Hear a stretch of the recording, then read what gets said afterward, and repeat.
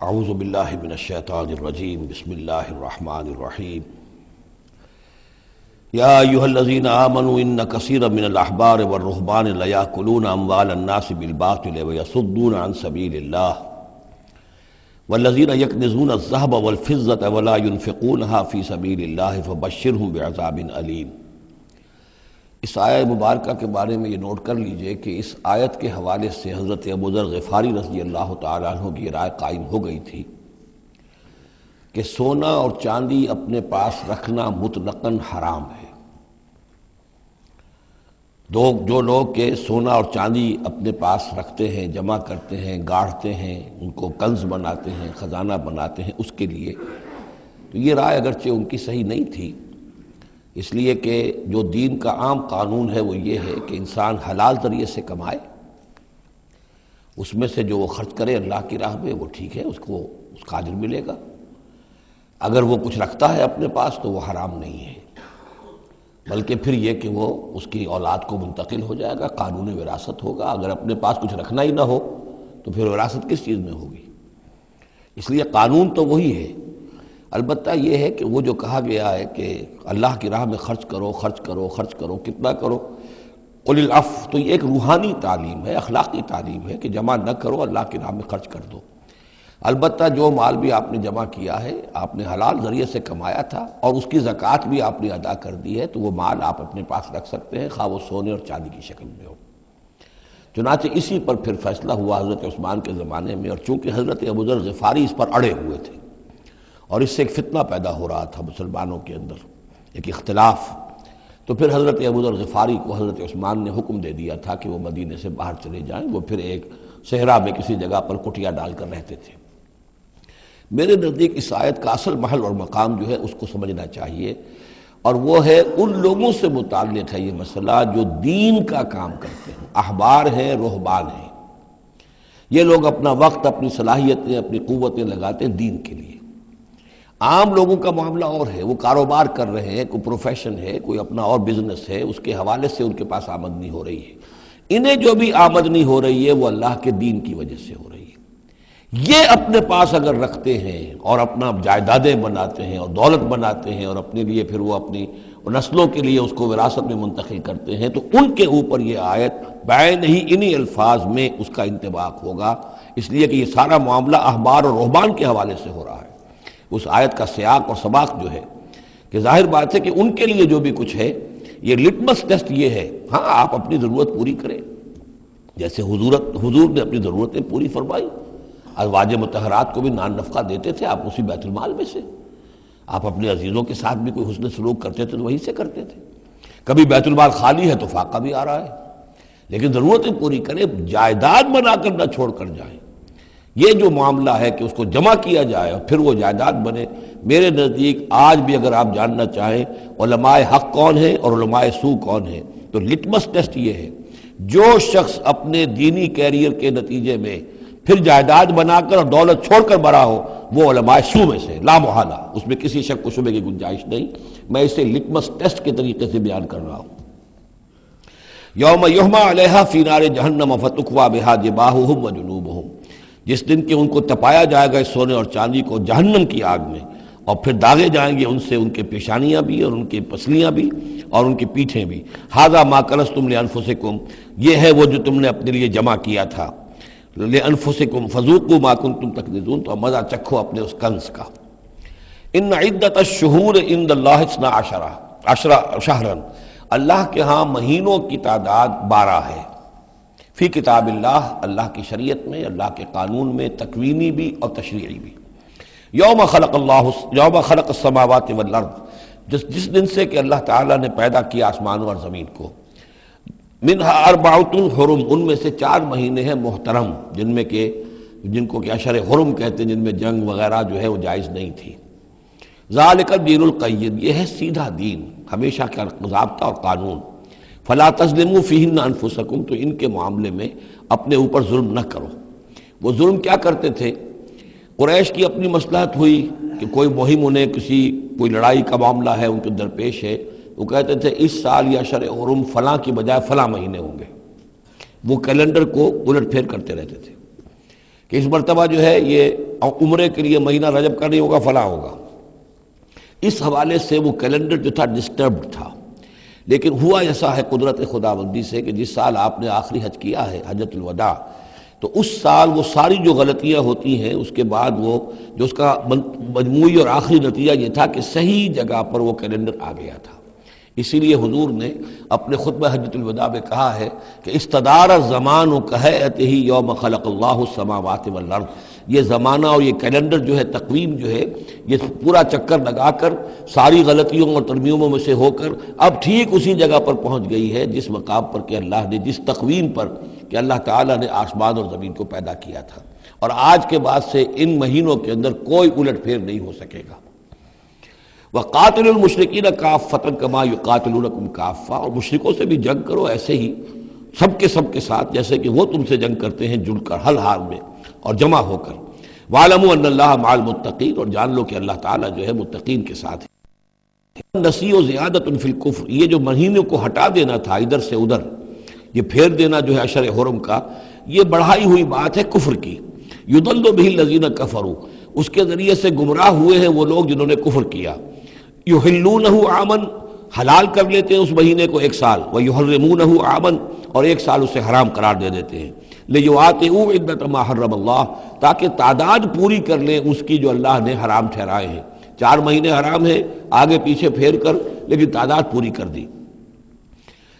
فَيُحِلُّوا مَا حَرَّمَ اللَّهُ، اس کا نتیجہ کیا نکلتا ہے کہ جو اللہ کی طرف سے محترم مہینہ تھا وہ ان کے حساب سے، ان کی غلطی سے پھر وہ حلال ہو جاتا ہے، پھر حلال کر لیتے ہیں وہ مہینہ جو اللہ نے حرام کیا ہے۔ زُيِّنَ لَهُمْ سُوءُ أَعْمَالِهِمْ، اسی طریقے سے ان کے جو برے اعمال ہیں ان کے لیے مزین کر دیے گئے، کھبا دیے گئے ان کی نگاہوں میں۔ وَاللَّهُ لَا يَهْدِي الْقَوْمَ الْكَافِرِينَ، اور اللہ کافروں کو ہدایت نہیں دیتا۔ یہاں وہ 5 رکوع ختم ہوئے ہیں کہ جن کا تعلق ہے نبی اکرم صلی اللہ علیہ وسلم کی بعثت خاصہ الی اہل العرب، اس کی تکمیل ہو گئی، اس کے مقاصد پورے ہو گئے، اس کے ضمن میں آخری احکام دے دیے گئے۔ اب جہاں سے جو شروع ہو رہا ہے 6 رکوع سے، یہ میں نے آپ کو بتایا تھا کہ یہ غزوہ تبوک کا مسئلہ ہے، اس کا پس منظر بھی بیان کر چکا ہوں۔ سن 6 میں صلح حدیبیہ ہوئی، حضور صلی اللہ علیہ وسلم نے اس کے بعد آپ اپنے پیغامبر، ایلچی، اپنے خطوط، نامہ ہائے مبارک بھیجے۔ باقی جگہوں پر جو ہوا سو ہوا، لیکن ایک شخص نے کہ جو رئیس بصرہ تھا، شرحبیل بن عمرو غسان کا، اور یہ تھا رومن امپائر کے تابع، ان کا باج گزار تھا، اس نے حضور کا جو وہاں گیا تھا نامہ بر خط لے کر گئے تھے حضرت حارث ابن عمیر ازدی رضی اللہ تعالی عنہ، انہیں قتل کر دیا، شہید کر دیا۔ سفیر کا قتل جو ہے وہ گویا کہ اعلان جنگ ہوتا ہے، لہذا حضور نے ایک لشکر تیار کیا، 3000 مسلمانوں کو جمع کیا، حضرت زید ابن حارثہ کو ان کے اوپر امیر بنایا اور لشکر بھیجا موتا کی طرف۔ یہ جنگ موتا ہوئی ہے سن 8 میں، جمادی الاولیٰ سن 8 میں جنگ موتا ہوئی ہے۔ اس میں ہوا یہ کہ وہاں سے رومیوں کا لشکر آ گیا 1 لاکھ کا، اور مسئلہ یہ پیدا ہوا کہ اب ہمیں مقابلہ کرنا چاہیے یا نہیں، لیکن مسلمانوں نے کہا کہ ہم تو شہادت کے شائق ہیں، شہادت ہے مطلوب و مقصود مومن، نہ مال غنیمت نہ کشور کشائی۔ تو جنگ ہوئی، نتیجہ یہ ہوا کہ حضرت زید ابن حارثہ بھی شہید ہوئے۔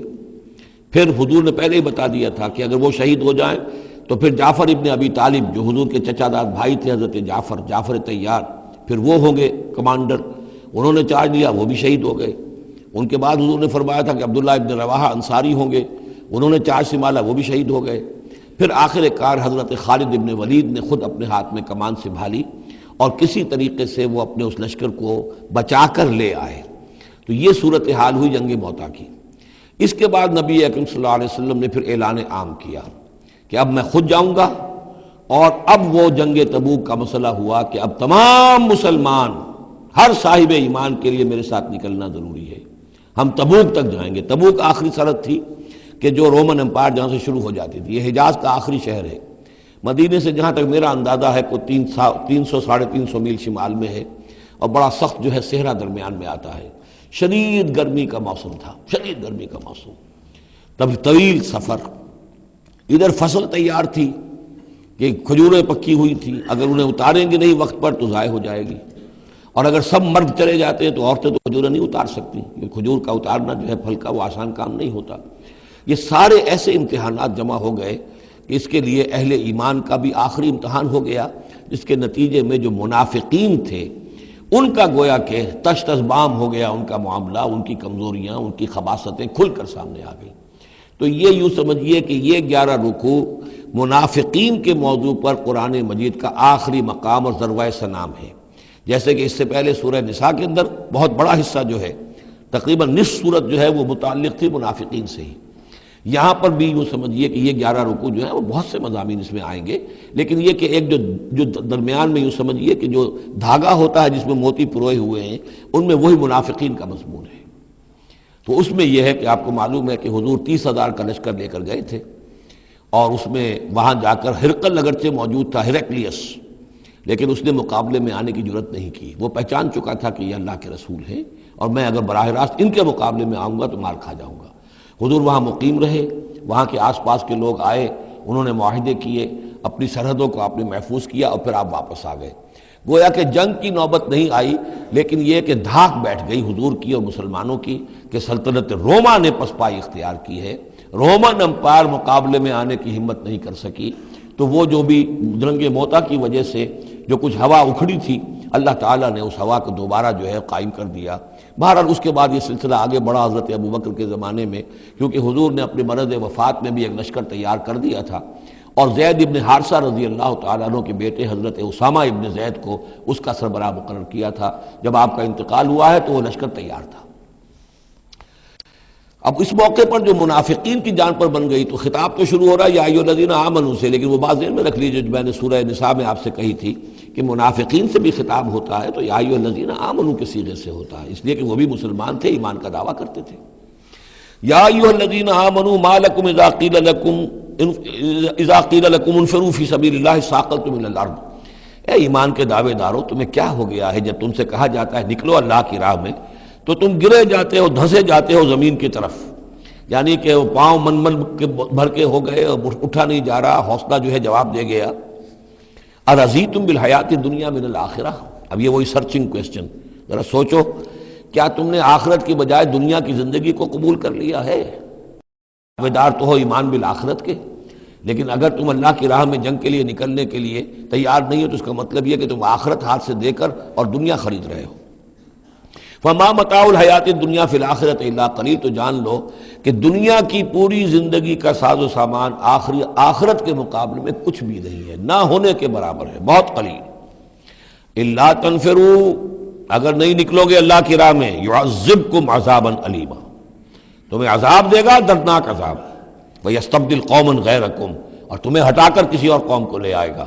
اس نے اپنے دین کا جھنڈا اٹھوانا ہے، تم نہیں اٹھاتے، تمہیں دفع کرے گا، ریجیکٹ کرے گا، مردود کر دے گا، اور کسی اور قوم کو لے آئے گا۔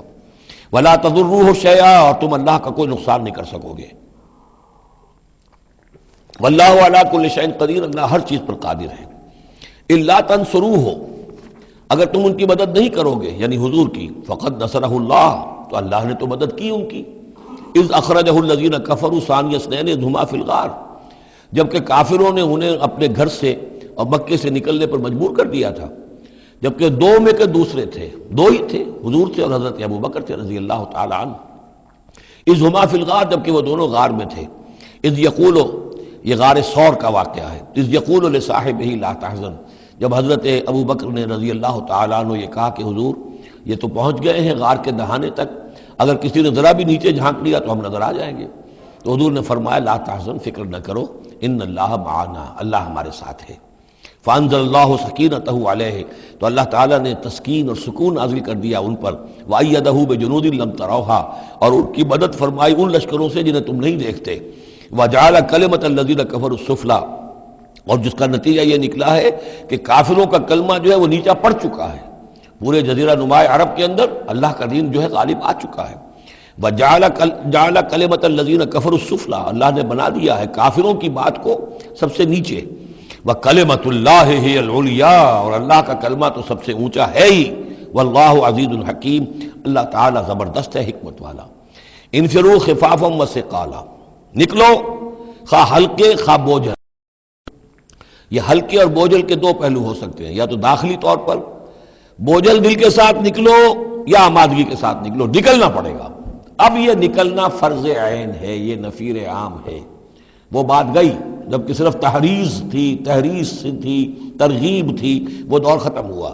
اب نکلنا پڑے گا، اس جنگ میں نفیر عام ہے، چاہے بوجھل دل کے ساتھ نکلو اور چاہے کھلے دل کے ساتھ اور آمادگی کے ساتھ نکلو۔ اور اس کے ایک معنی یہ بھی ہو سکتے ہیں، چاہے تمہارے پاس ساز و سامان کافی ہے تب بھی نکلو، کم ساز و سامان ہے تب بھی نکلو۔ تو خارجی طور پر بھی ہو سکتا ہے یہ بوجھل اور ہلکا، اور داخلی طور پر بھی۔ وَجَاهِدُوا بِأَمْوَالِكُمْ وَأَنفُسِكُمْ فِي سَبِيلِ اللَّهِ، اور جہاد کرو اللہ کی راہ میں اپنے اموال سے اور اپنی جانوں سے۔ ذَلِكُمْ خَيْرٌ لَكُمْ إِن كُنتُمْ تَعْلَمُونَ، یہی تمہارے لیے بہتر ہے اگر تم علم رکھتے ہو۔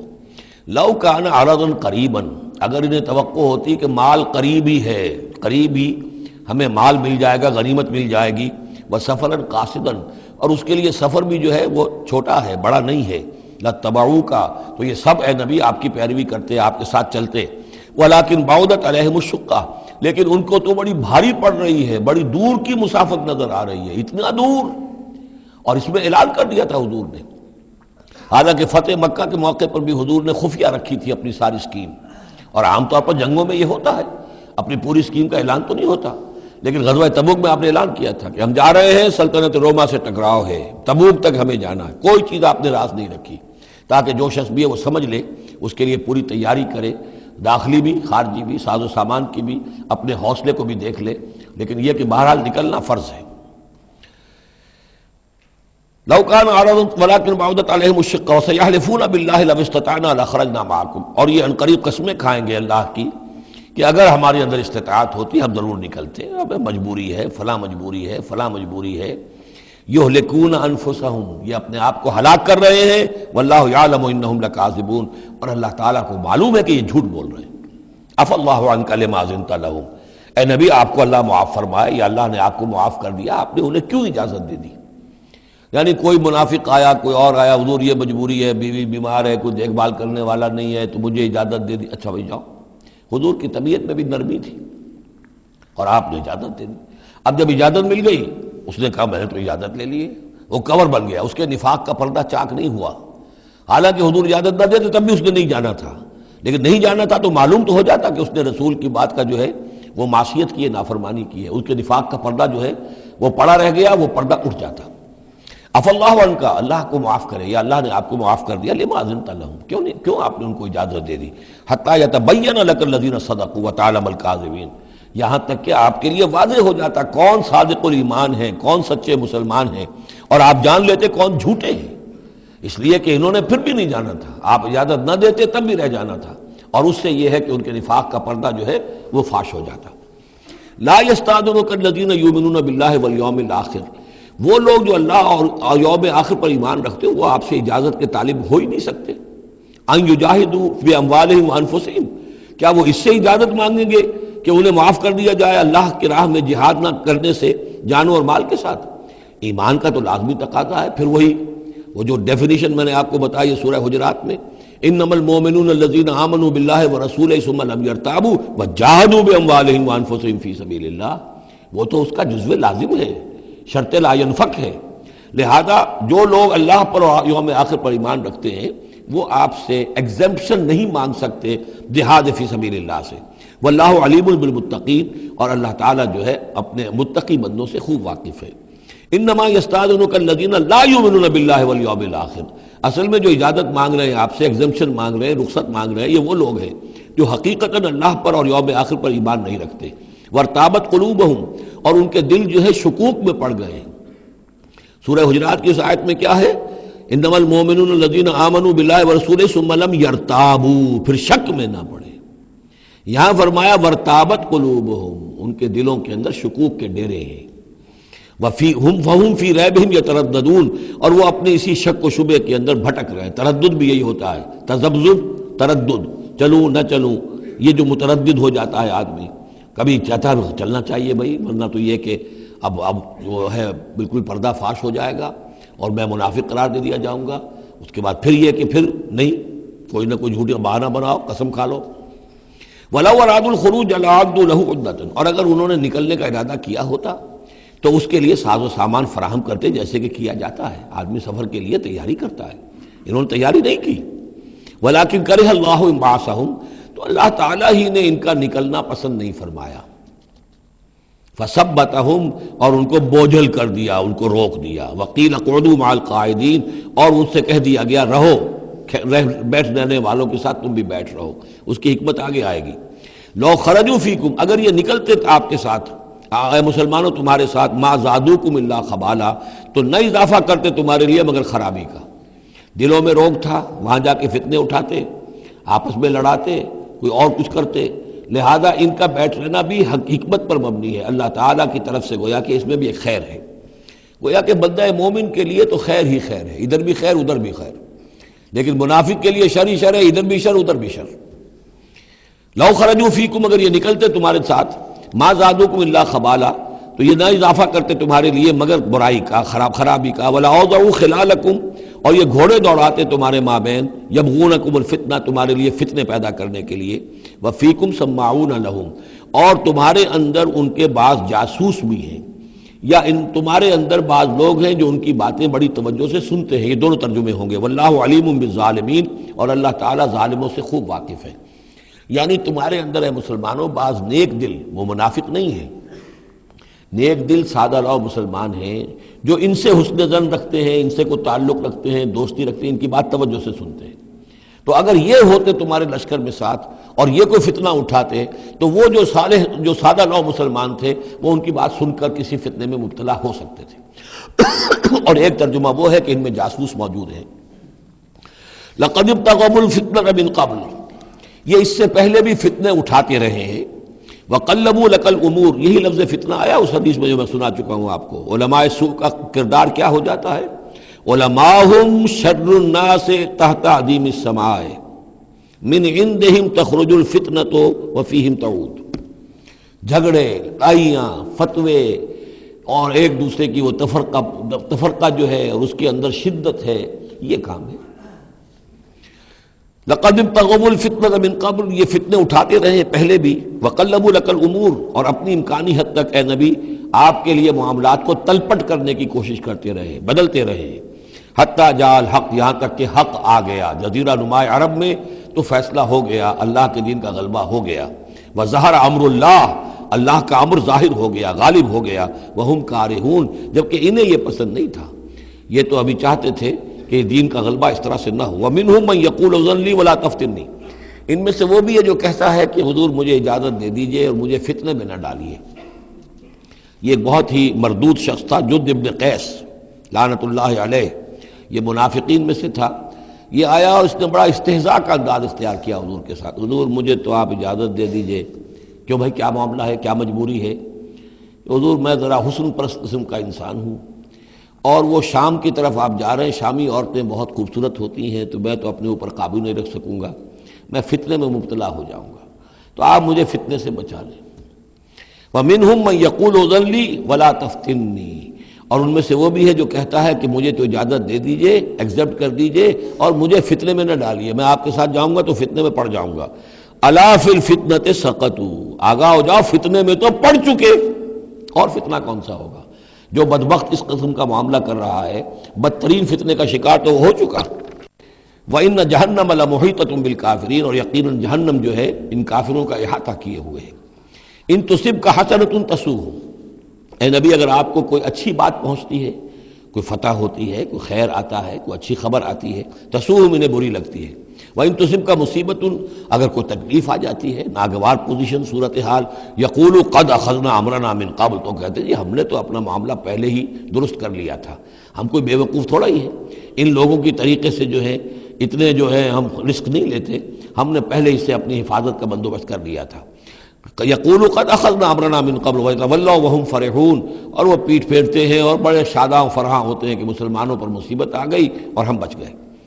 قل لن یصیبنا الا ما كتب اللہ لنا، یہ آیتیں تو ہر شخص کو یاد کر لینی چاہیے۔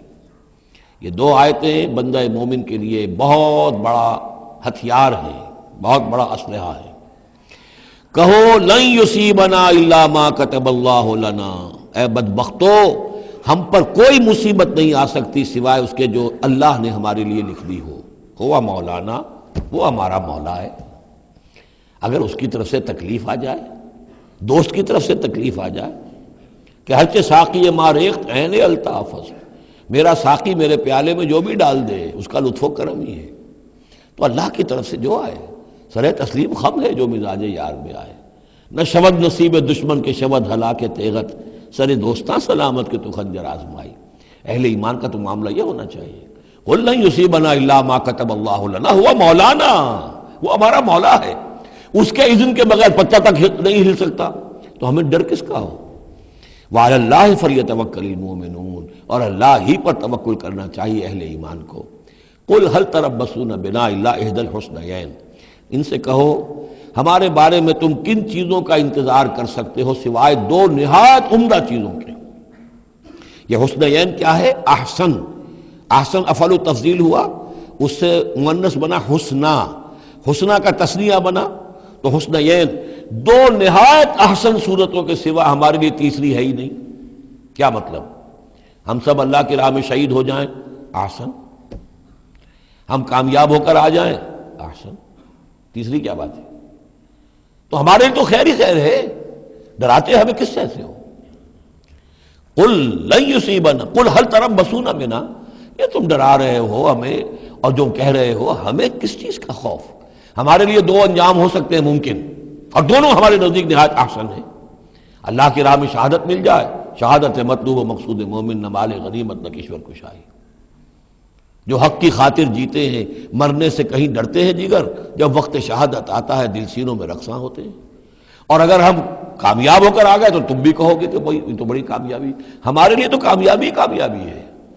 قل هل تربصون بنا الا احدى الحسنيين ونحن نتربص بكم، اور ہم منتظر ہیں تمہارے بارے میں ان یصیبکم اللہ بعذاب من عنده، کہ اے منافقو اللہ تم پر کوئی عذاب اپنے خاص اپنے پاس سے نازل کرے، اور بایدینا، یا کوئی وقت آ جائے کہ ہمیں اجازت دے دی جائے کہ ہم تمہاری گردنیں اڑائیں، جیسے کہ اعلان عام کفار کے بارے میں ہوا، ہو سکتا ہے کہ ایسا ہو جائے۔ فتربصوا انا معکم متربصون، تو کرو انتظار، ہم بھی تمہارے ساتھ انتظار کر رہے ہیں۔ قل انفقوا طوعا وكرها، اب یہ ایک اور بات ہوتی ہے جی میں جا تو نہیں سکتا، یہ چندہ حاضر ہے، کچھ پیسے جو ہے میں لے آیا ہوں ساز و سامان، لیکن مجھے آپ ایگزمپٹ کر دیں، یہ چندہ قبول کر لیں۔ قل انفقوا طوعا وكرها، کہہ دیجئے ان سے کہ چاہے خرچ کرو خوشی سے اور چاہے مجبوری سے، لن يتقبل منکم، یہ تم سے قبول نہیں کیا جائے گا، انکم کنتم قوما فاسقین، اس لیے کہ تم نافرمان لوگ ہو۔ اس وقت جو ہے پیسہ بدل نہیں ہوگا، اس وقت تو جانا ہے، فرض عین ہے، نفیر عام ہے، اس وقت جو ہے یہ پیسہ اس کی جگہ پر کام نہیں کر سکتا۔ وما منعهم ان تقبل منهم نفقاتهم، اور نہیں محروم کیا انہیں اس بات سے کہ ان کے نفقات، ان کے خرچہ جو اللہ کی راہ میں چندہ دے رہے تھے ان کو قبول کیا جاتا، الا انهم كفروا بالله وبرسوله، اس لیے مگر اس بات نے کہ انہوں نے کفر کیا ہے اللہ کے ساتھ اور اس کے رسول کے ساتھ۔ ولا یاتون الصلاۃ الا وهم کسالى، اور وہ نماز کے لیے نہیں آتے مگر بہت ہی کسل مند۔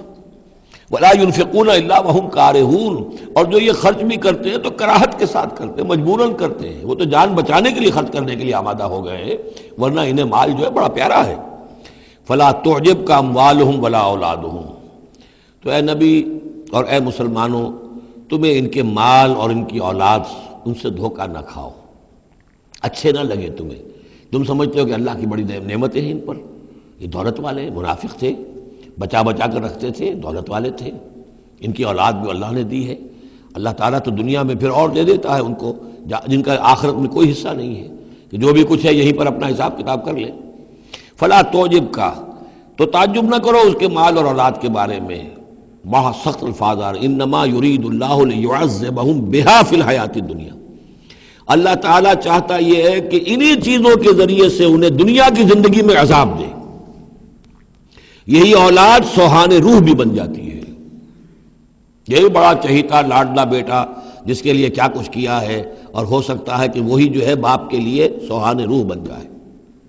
یہی مال و دولت جو ہے وَتَزْهَقَ أَنفُسُهُمْ وَهُمْ كَافِرُونَ، اور اللہ چاہتا ہے کہ ان کی جانیں نکلے اسی کفر کی حالت میں، وہ لپٹے رہے اسی مال سے اور اپنی اولاد سے اور اپنی دولت سے اور جائیداد سے، اور ان کو آنکھ ان کی کھلنی نصیب نہ ہو، تاکہ اللہ تعالیٰ چاہتا ہے کہ آخری عذاب کے مستحق بن جائے۔ فلا تعجبک اموالهم ولا اولادهم انما يريد الله ليعذبهم بها في الحیات الدنیا وتزهق انفسهم وهم كافرون وَيَحْلِفُونَ بِاللَّهِ إِنَّهُم مِّنكُمْ لَمِنكُمْ، اور وہ قسمیں کھا کر کہتے ہیں ہم بھی آپ کے ساتھ ہیں، مسلمانوں میں سے ہی ہیں، ہماری بات کا اعتبار کیجئے۔ وَمَا هُم مِّنكُمْ، لیکن مسلمانوں یہ حقیقت میں تم میں سے نہیں ہے، وَلَٰكِنَّهُمْ قَوْمٌ يَفْرَقُونَ، بلکہ اصل میں یہ ڈرے ہوئے خائف ہیں، خوف کی وجہ سے جب اسلام کا غلبہ ہو گیا ہے یہ اپنے آپ کو مسلمان ظاہر کر رہے ہیں۔ لو یجدون ملجا و مغارات و مدخلا، اگر یہ پالے کہیں کوئی پناہ کی جگہ یا کوئی غار مغارات اور مدخلا جہاں سر گھسانے کی جگہ ہو، لولوا الیہ وہم یجمعون، تو یہ اسی کی طرف لوٹ جائیں گے اور اپنی رسیاں توڑا لیں گے، جیسے کوئی جانور رسی توڑا کے بھاگتا ہے۔ یہ تو خوف ہے ان کا کہ اب دین غالب آ گیا جزیرہ نما عرب میں، اب جائیں کہاں ہم؟ اگر کوئی جائے پناہ ہوتی ان منافقین کے لیے، کہیں سر گھسانے کی جگہ ہوتی، چھپانے کی جگہ ہوتی، تو یہ بھاگ گئے ہوتے۔ وَمِنْهُمْ مَنْ يَلْمِزُكَ فِي الصَّدَقَاتِ، اور اے نبی ان میں سے وہ بھی ہیں جو آپ پر الزام لگاتے ہیں، ملامت کرتے ہیں آپ کو صدقات کے بارے میں۔ حضور جب زکوٰۃ کا مال آتا تھا تو آپ تقسیم کرتے تھے، اب ظاہر بات ہے کہ لوگ ہیں کھڑے ہیں، کسی کو کچھ زیادہ ہو گیا کسی وقت، کسی کو آپ نے سمجھا کہ زیادہ مستحق زیادہ دے دیا، تو ایک منافق تھا اس نے حضور کو ٹوک دیا، اعدل یا محمد، اے محمد عدل کرو، یہ کیا کر رہے ہو، ناانصافی کر رہے ہو۔ تو حضور کو غصہ آیا اس پر صلی اللہ علیہ وسلم، ان لم عادل فمن یعدل، اگر میں عدل نہیں کروں گا تو کون کرے گا؟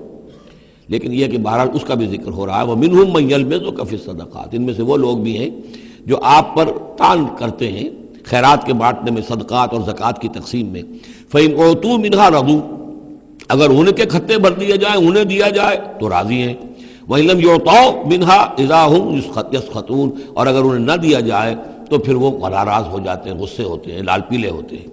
وَلَوْ أَنَّهُمْ رَضُوا مَا آتَاهُمُ اللَّهُ وَرَسُولُهُ، اور اگر وہ راضی رہتے اس پر جو دیا انہیں اللہ نے اور اس کے رسول نے، وَقَالُوا حَسْبُنَا اللَّهُ، اور کہتے اللہ ہمارے لیے کافی ہے، سَيُؤْتِينَ اللَّهُ مِنْ فَضْلِهِ وَرَسُولُهُ، ان قریب پھر بھی بعد میں بھی اللہ تعالیٰ اور اس کے رسول ہمیں اپنے فضل سے نوازتے رہیں گے۔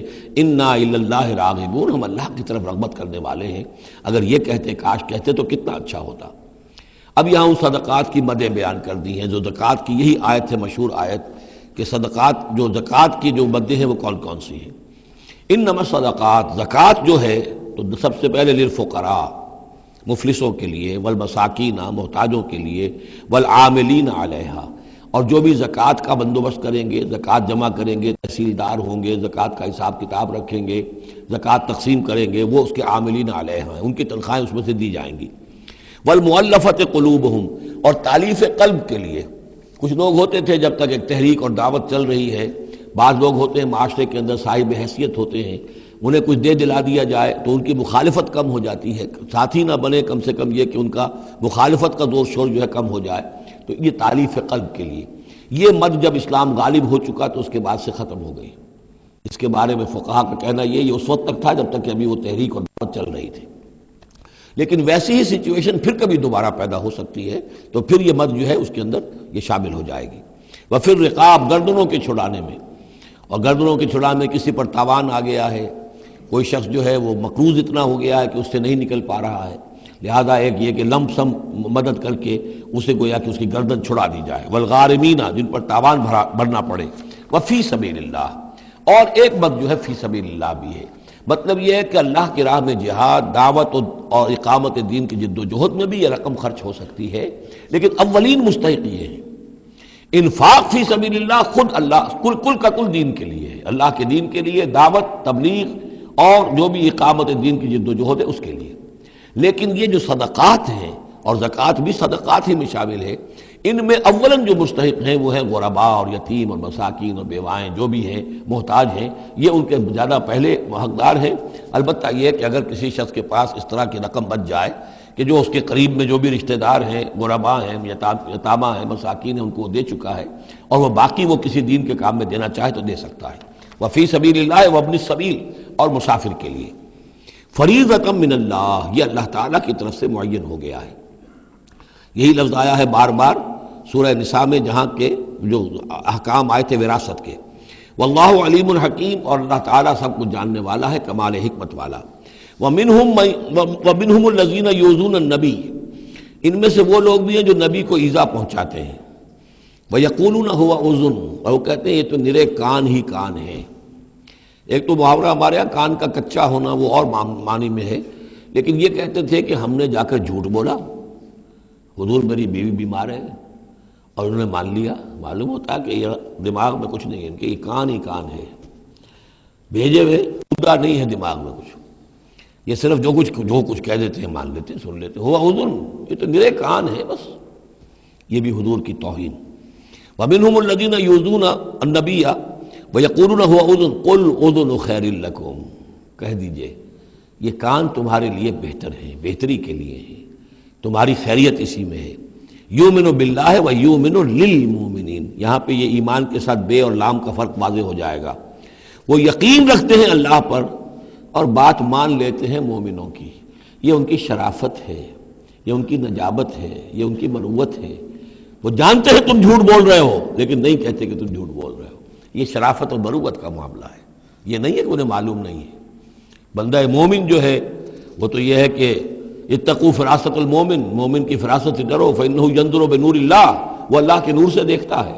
تو جو عام مومن کا معاملہ یہ ہو تو رسول کا معاملہ کیا ہوگا؟ کیا انہیں پتہ نہیں چلتا تھا کہ جھوٹ بول رہے ہیں؟ لیکن آپ کی مروت اور شرافت.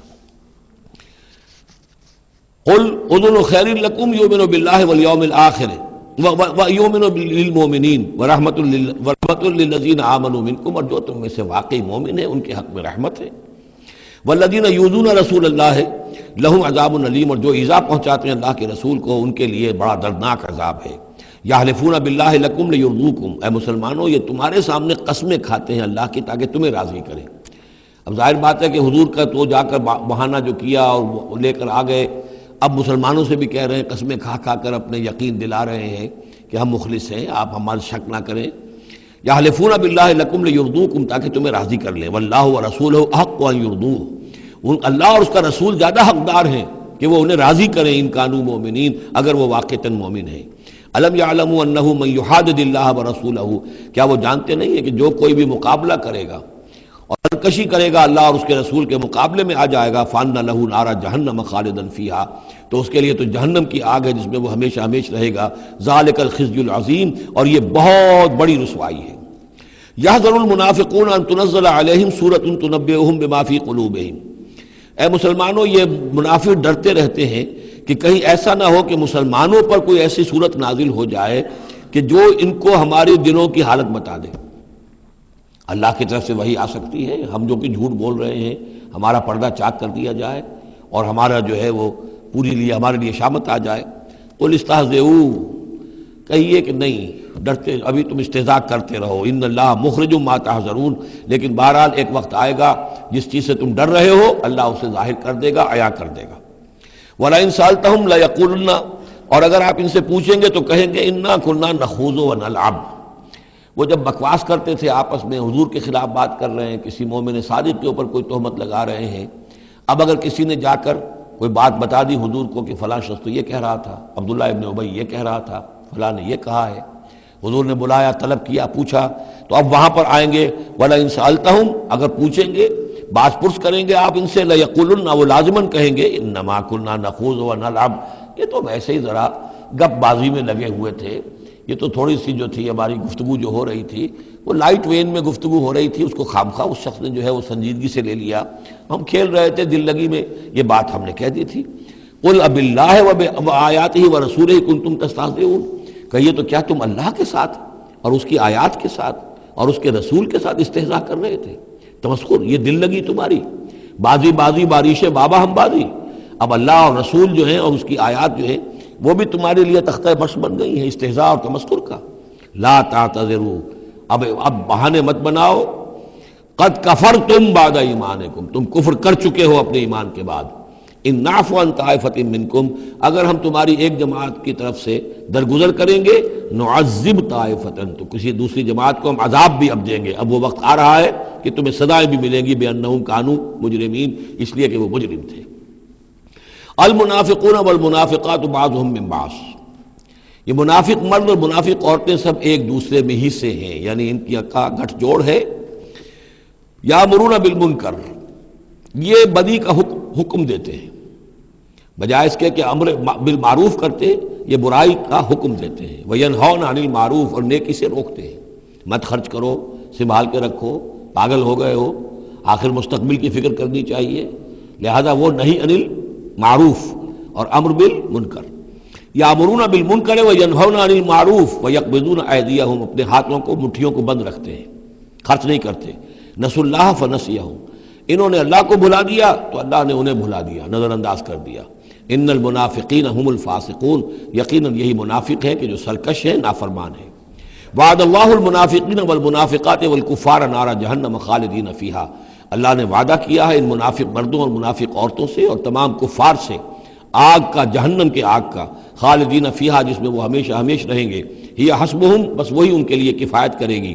ولعنہم اللہ، اور اللہ تعالیٰ نے ان پر لعنت فرما دی ہے. ولہم عذاب مقیم، اور ان کے لیے عذاب ہے قائم رہنے والا، مسلسل دائم اور قائم عذاب. کالذین من قبلہم، یعنی اسی طرح کے وہ لوگ، یہ بھی ان لوگوں کے مانند ہے کہ جو ان سے پہلے تھے. کانوا اشد منکم قوۃ، وہ تم سے کہیں بڑھ کر تھے طاقت میں. واکثر اموالا، اور بہت زیادہ تھے مال میں، واولادن، اور اولاد میں. یعنی یہ قومیں جو گزری ہیں کافروں کی، قوم سمود اور قوم عاد، وہ تم سے کہیں بڑھ کر تھی، قوت میں بھی اور اپنی تعداد میں بھی، مال میں، اولاد میں. فاستمتعوا بخلاقہم، انہوں نے بھی اپنے اپنے وقت میں اپنے نصیب کا فائدہ اٹھا لیا، اپنا حصہ وصول کر لیا. فاستمتعتم بخلاقکم، اب تم بھی اپنا حصہ مکمل کر چکے ہو، اب تمہارا انجام بہت قریب آ چکا ہے. کما استمتع الذین من قبلکم بخلاقہم، جیسے کہ ان لوگوں نے اپنا حصہ وصول کر لیا تھا اور اس سے فائدہ اٹھا لیا تھا جو تم سے پہلے تھے. وخذتم کالذی خاضوا، اور تم نے بھی اسی طرح کی روش اختیار کی جو انہوں نے اختیار کی تھی. اولئک حبطت اعمالہم فی الدنیا والآخرہ، یہ وہ لوگ ہیں کہ جن کے تمام اعمال دنیا اور آخرت سب میں حبط ہو گئے. واولئک هم الخاسرون، اور یقیناً یہی ہے خسارے میں رہنے والے.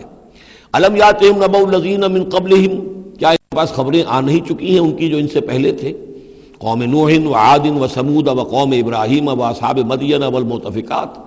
نوح کی قوم اور عاد اور سمود اور قوم ابراہیم، یہ واحد مقام ہے قرآن مجید میں جس میں قوم ابراہیم کا بھی تذکرہ اس انداز میں ہے کہ شاید ان پر بھی عذاب آیا ہو، لیکن صراحتاً اس کا ذکر پورے قرآن میں کہیں نہیں. وہ اصحاب مدین، اور مدین کے لوگ، والمؤتفکات، اور ان بستیوں کی جو الٹ دی گئی تھی، سدوم اور عمورہ. اتتہم رسلہم بالبینات، آئے ان کے پاس ان کے رسول واضح احکام لے کر، واضح نشانیاں لے کر. فما کان اللہ لیظلمہم، تو اللہ تعالیٰ ان پر ظلم کرنے والا نہیں تھا. لیکن کانوا انفسہم یظلمون، بلکہ وہ اپنے اوپر خود ہی ظلم ڈھاتے رہے. والمؤمنون والمؤمنات بعضهم اولیاء بعض، وہ منافق مرد اور منافق عورتوں کی بات تھی. اب فرمایا اور ایمان والے مرد اور ایمان والی عورتیں، بعضهم اولیاء بعض، وہ ایک دوسرے کے ساتھی ہیں، ایک دوسرے کے پشت بنا ہے، مددگار ہیں. یامرون بالمعروف، ان کا طرز عمل یہ ہے کہ نیکی کا حکم دیتے ہیں، مشورہ دیتے ہیں. وینہون عن المنکر، بدی سے روکتے ہیں. ویقیمون الصلاۃ، نماز قائم کرتے ہیں. ویؤتون الزکوٰۃ، اور زکوٰۃ ادا کرتے ہیں. ویطیعون اللہ ورسولہ، اور اللہ اور اس کے رسول کی اطاعت کرتے ہیں. اولئک سیرحمہم اللہ، یہی ہیں وہ لوگ کہ جن پر اللہ تعالیٰ رحمت فرمائے گا. ان اللہ عزیز حکیم، یقیناً اللہ زبردست ہے، حکمت والا. اللہم ربنا اجعلنا منہم. وعد اللہ المؤمنین والمؤمنات جنات تجری من تحتہا الانہار خالدین فیہا، اللہ نے وعدہ کیا ہے مومن مردوں اور مومن عورتوں سے ان باغات کا جن کے دامن میں یا جن کے نیچے ندیاں بہتی ہوں گی، اور اس میں وہ ہمیشہ رہیں گے. ومساکن طیبۃ فی جنات عدن، اور بڑے ستھرے اور بہت عمدہ مکان رہائش کے لیے ان کو دے گا، رہنے کے باغات میں، ریزیڈینشل گارڈنز میں. ورضوان من اللہ اکبر، یہ ساری چیزیں تو ہے ہی، سب سے بڑی شے یہ کہ اللہ ان سے راضی ہو جائے گا. رضا اللہ کی وہ سب سے بڑی شے ہے، سب سے بڑی نعمت ہے. ذالک هو الفوز العظیم، وہ تو ہے بہت ہی بڑی کامیابی. یا ایھا النبی جاہد الکفار والمنافقین واغلظ علیہم، اے نبی صلی اللہ علیہ وسلم آپ جہاد کیجئے کفار سے بھی اور منافقین سے بھی، اور ان پر سختی کیجئے. یہ دیکھیے آیت 2 مرتبہ آئی ہے قرآن مجید میں، یہ جو کہ تم سورہ تحریم میں بھی آئے گی جو کہ سمجھیے 28ویں پارے کی آخری، یہاں پھر آئی ہے. لیکن یہاں لفظ جہاد کو نوٹ کر لیجئے، یہاں جہاد بمعنی قتال نہیں آ سکتا. منافقین کے ساتھ آپ نے کبھی جنگ نہیں کی. جہاد، جد و جہد، کوشش، ان کی ریشہ دوانیوں کو ختم کرنا، ان کی سازشوں کا زور توڑنا، یہ جہاد تھا. یہ جہاد، قتال کی کوئی نوبت منافقین کے ساتھ کبھی کوئی قتال نہیں ہوا. یہاں جہاد خالص اس جہاد کے معنی میں ہے جو قتال سے کم تر ہے، دون القتال. یا ایھا النبی جاہد الکفار والمنافقین، اے نبی آپ مجاہدہ کیجئے، جد و جہد کیجئے. اسی لیے جب غزوہ تبوک سے آپ واپس آ رہے تھے تو ایک حدیث ہے کہ آپ نے فرمایا رجعنا من الجہاد الاصغر الى الجہاد الاکبر، ہم چھوٹے جہاد سے بڑے جہاد کی طرف لوٹ آئے ہیں۔ اب اس کی تعبیریں مختلف کی گئی ہیں کہ اتنا بڑا جہاد سلطنت روما کے خلاف گئے تھے، اسے آپ جہاد اصغر کہہ رہے ہیں، وہاں سے لوٹ کر ہم آ گئے ہیں، اب جہاد اکبر سامنے ہے۔ تو اس کی عام طور پر جو توجیہ لوگوں نے کی ہے وہ تو یہ ہے کہ یہ جہاد جو نفس کے خلاف ہے وہ سب سے اکبر ہے، سب سے بڑا ہے، اور یہ بات صحیح ہے۔ آپ سے پوچھا گیا ای الجہاد افضل یا رسول اللہ، آپ نے فرمایا ان تجاہد نفسک فی طاعت اللہ، کہ اللہ کے رسول یہ بتائیے کہ سب سے افضل جہاد کس کا ہے؟ آپ نے فرمایا کہ تم جہاد کرو اپنے نفس کے خلاف اور اسے اللہ کا مطیع بناؤ۔ تو اسی پر گویا کہ اس کو محمول کیا ہے، لیکن میرے نزدیک حقیقت یہ ہے کہ اب یہ جو مارے آستین تھے، کہ جو مدینے کے اندر منافقین تھے، اب ان کے خلاف جہاد کرنا تھا، اور اس میں چونکہ اندیشے تھے کہ ان کے تعلقات تھے اوس اور خزرج کے لوگوں کے ساتھ، عام لوگوں کے ساتھ دوستیاں تھیں، تو اس میں فتنے اٹھ جاتے۔ واپس آ کر آپ نے مسجد زرار کو پھر جلایا ہے، گرایا ہے، یہ بہت بڑا قدم تھا۔ عام مسلمان جو اس پر مشتعل بھی ہو سکتے تھے کہ مسجد کو گرا رہے، لیکن یہ کہ یہ اقدامات آپ نے کیے ہیں صلی اللہ علیہ وسلم اس آیت کے اترنے کے بعد اور تبوک سے واپسی کے بعد۔ یا ایھا النبی جاہد الکفار والمنافقین واغلظ علیہم، اے نبی جہاد کیجئے کافروں سے بھی اور منافقین سے بھی، اور ان پر سختی کیجئے۔ ومأواہم جہنم، ان کا ٹھکانہ جہنم ہے، وبئس المصیر، اور وہ بہت برا ٹھکانہ ہے۔ یحلفون باللہ ما قالوا، وہ اللہ کی قسم کھا کر کہتے ہیں کہ ہم نے یہ بات نہیں کہی، کوئی بات جو بھی آئی، کوئی غلط بات کہی، کوئی استہزاء کیا، کوئی تمسخر اڑایا۔ وَلَقَدْ قَالُوا كَلِمَةَ الْكُفْرِ، حالانکہ انہوں نے کہا ہے کفر کا کلمہ۔ یہ ایک بات انہوں نے کہی تھی، اس کا ذکر آ جائے گا تفصیل سے سورہ منافقون میں 28ویں پارے میں، واقعہ وہاں تفصیل سے آیا ہے۔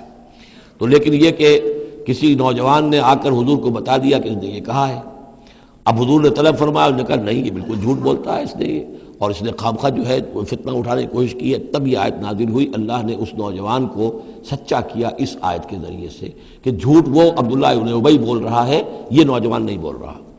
یحلفون باللہ ما قالوا، وہ قسم کھا رہے ہیں اللہ کی کہ ہم نے وہ بات نہیں کہی۔ وَلَقَدْ قَالُوا كَلِمَةَ الْكُفْرِ، حالانکہ انہوں نے کہا کلمہ کفر۔ وَكَفَرُوا بَعْدَ إِسْلَامِهِمْ، اور وہ اپنے اسلام کے بعد کفر منکر ہو چکے، کفر کر چکے۔ وَهَمُّوا بِمَا لَمْ يَنَالُوا، اور انہوں نے ارادہ کیا تھا اس شے کا کہ جس کو وہ حاصل نہ کر سکے۔ یہ ایک خاص واقعہ ہوا تھا کہ جب تبوک سے واپس آپ آ رہے تھے تو ایک موقع پر آپ عام راستے سے، قافلے سے ذرا ہٹ کر ایک پہاڑی راستے کی طرف سے آپ کا گزر ہوا، اور وہ تنگ راستہ تھا، وہاں سے بس ایک ہی اونٹ ایک وقت میں گزر سکتا تھا۔ حضور کے ساتھ 2 آپ کے صحابہ تھے۔ وہاں ان لوگوں نے کوشش کی، منافقین نے، کچھ لوگ تھے کہ جنہوں نے اپنے ڈھاٹے باندھ لیے کہ پہچان میں نہ آئے، اور رات کی تاریکی میں انہوں نے ہاتھ چلایا، چاہتے تھے کہ حضور کو شہید کر دیں۔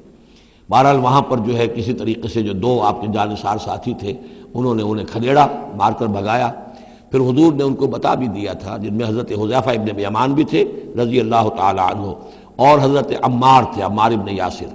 ان دونوں کو بتا دیا تھا کہ فلاں فلاں نام ہے، یہ فلاں فلاں منافق ہے، لیکن یہ میرا راز رہے گا تمہارے پاس، تم نے یہ نام کسی کو بتانے نہیں ہے۔ یہ اسی لیے حضرت حذیفہ کا نام پڑ گیا تھا صاحب و سر النبی، نبی کا ایک راز ہے ان کے پاس، نبی کے ایک رازدان، وہ حضرت حذیفہ ابن یمان۔ وَهَمُّوا بِمَا لَمْ يَنَالُوا، انہوں نے تو ارادہ کیا تھا وہ چیز جو وہ حاصل نہ کر سکے۔ وَمَا نَقَمُوا إِلَّا أَنْ أَغْنَاهُمُ اللَّهُ وَرَسُولُهُ، اور یہ نہیں انتقام لے رہے مگر اس شے کا کہ اللہ نے اور اس کے رسول نے انہیں غنی کر دیا ہے۔ اللہ اور ان کا رسول ان کی طلب مال کو دیکھ کر انہیں صدقات میں سے، مال غنیمت میں سے بفراغت دیتا رہا، من فضلہ ہی، اپنے فضل سے۔ وَإِن يَتُوبُوا يَكُ خَيْرًا لَّهُمْ، اب بھی اگر توبہ کر لیں تو یہ ان کے لیے بہتر ہوگا۔ وَإِن يَتَوَلَّوْا، اور اگر وہ پیٹھ موڑیں گے، يُعَذِّبُهُمُ اللَّهُ عَذَابًا عَلِيمًا، اللہ انہیں عذاب دے گا، بہت دردناک عذاب، فی الدنیا والآخرہ، دنیا میں بھی اور آخرت میں بھی۔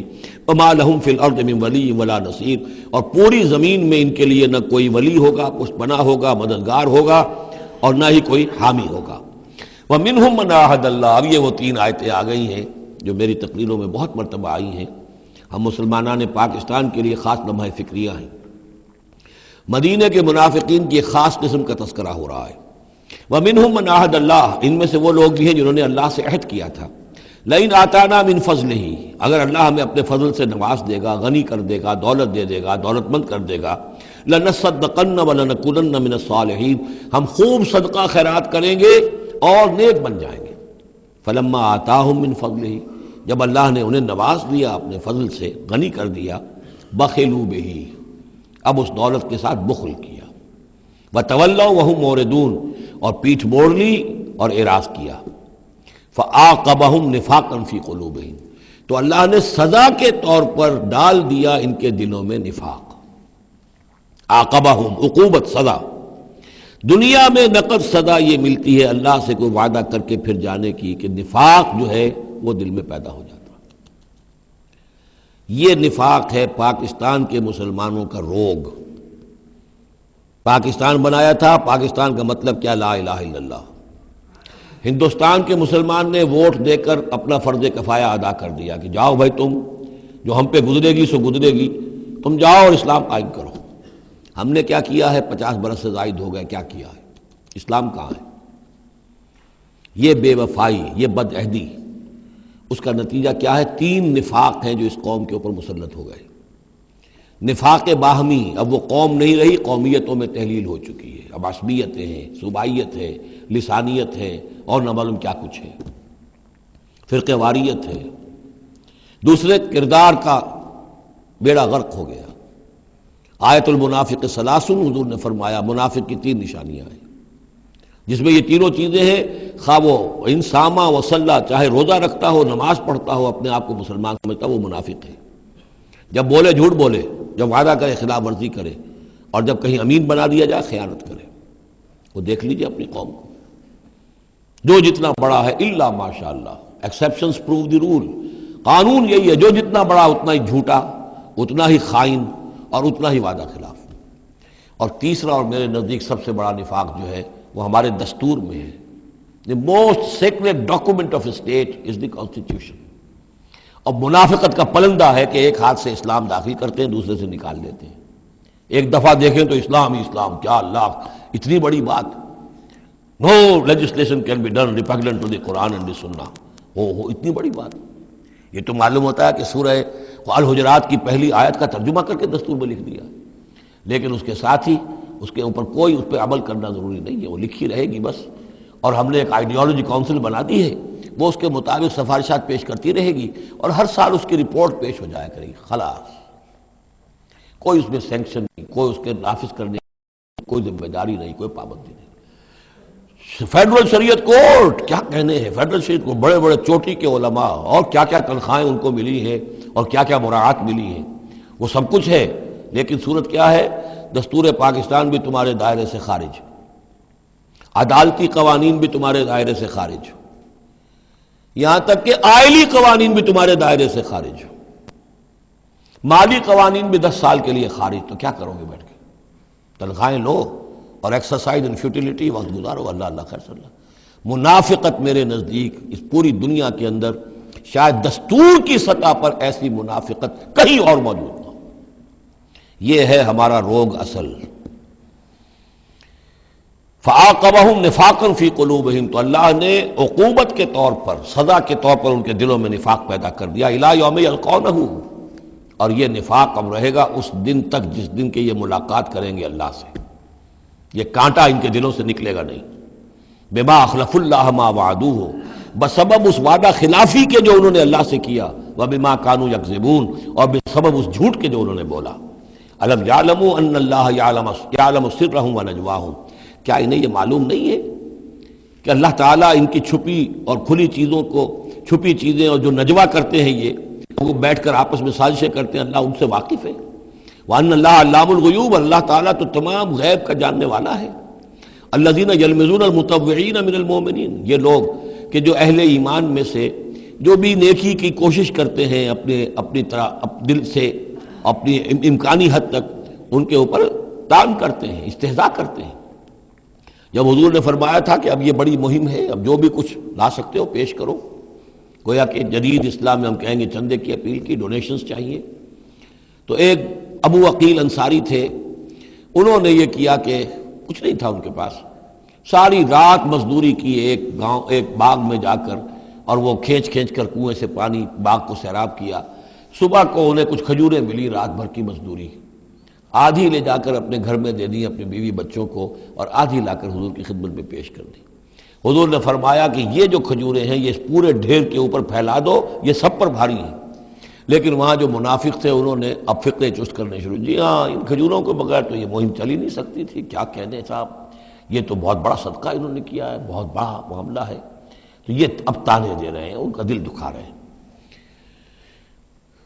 الذين يلمزون المتطوعين من المؤمنين في الصدقات والذين لا يجدون الا جهدهم، وہ بیچارے کہ جن کے پاس اپنی محنت مشقت کے سوا کچھ ہے ہی نہیں۔ فَيَسْخَرُونَ مِنْهُمْ، ان سے مذاق کرتے ہیں، ٹھٹے کرتے ہیں۔ سخر اللہ منہم، اللہ تعالیٰ ان کا مذاق اڑائے۔ وَلَهُمْ عَذَابٌ أَلِيمٌ، اور ان کے لیے دردناک عذاب ہے۔ استغفر لہم، اب یہ سخت ترین آیت ہے قرآن مجید میں منافقین کے لیے، یا وہ تھی جو سورہ نساء میں تھی، ان المنافقین فی الدرک الاسفل من النار، منافق آگ کے سب سے نچلے طبقے میں ہوں گے، یا یہ ہے۔ استغفر لہم، اے نبی اب آپ ان کے لیے استغفار کریں، او لا تستغفر لہم، یا ان کے لیے استغفار نہ کریں۔ ان تستغفر لہم 70 مرتن، اگر آپ 70 مرتبہ بھی ان کے لیے استغفار کریں گے، فلن یغفر اللہ لہم، تب بھی اللہ تعالیٰ انہیں معاف نہیں فرمائے گا۔ ذالک بانہم کفروا باللہ ورسولہ، یہ اس لیے کہ یہ اللہ اور اس کے رسول کے ساتھ کفر کر چکے۔ واللہ لا یہدی القوم الفاسقین، اور اللہ ایسے فاسقوں کو ہدایت نہیں دیتا۔ فرح المخلفون بمقعدہم خلاف رسول اللہ وکرہوا ان یجاہدوا باموالہم وانفسہم فی سبیل اللہ، بہت خوش ہو گئے وہ پیچھے رہ جانے والے جنہوں نے اجازتیں لے لی تھی حضور سے، ایگزمپشن لے لی تھی اپنے بیٹھ رہنے پر اللہ کے رسول کے پیچھے، اور انہوں نے برا سمجھا، ناپسند کیا کہ وہ جہاد کرتے اپنی جانوں اور مال کے ساتھ اللہ کی راہ میں۔ وقالوا لا تنفروا فی الحر، اور وہ دوسروں سے بھی کہہ رہے تھے ہم تو لے آئے چھٹی رخصت لے آئے ہیں، تم بھی ذرا عقل کے ناخن لو، کہاں جا رہے ہو اس گرمی میں، اس شدید موسم کے اندر جا رہے ہو، پاگل ہو گئے۔ لا تنفروا فی الحر، اس گرمی میں مت نکلو۔ قل نار جہنم اشد حرا، اے نبی ان سے کہہ دیجئے جہنم کی آگ اس سے کہیں زیادہ گرم ہے۔ لو کانوا یفقہون، کاش کہ ان کو تفقہ حاصل ہوتا، فہم حاصل ہوتا۔ فلیضحکوا قلیلا ولیبکوا کثیرا، تو انہیں چاہیے کہ ہنسیں کم روئیں زیادہ۔